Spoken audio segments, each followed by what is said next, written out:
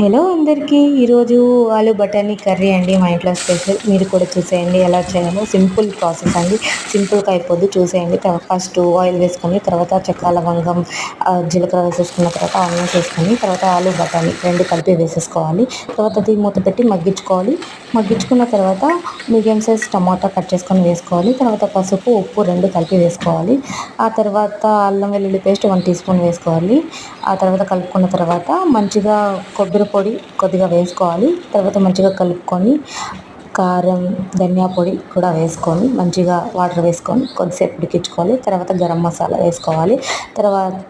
తర్వాత కరివేపాకు కొత్తిమీర వేసుకొని మంచిగా మన కర్రీ అయితే రెడీ అయిపోతుంది. సూపర్ ఉందండి. పూరీలోకి అయితే చాలా చాలా బాగుంది. మీరు కూడా ట్రై చేసేయండి.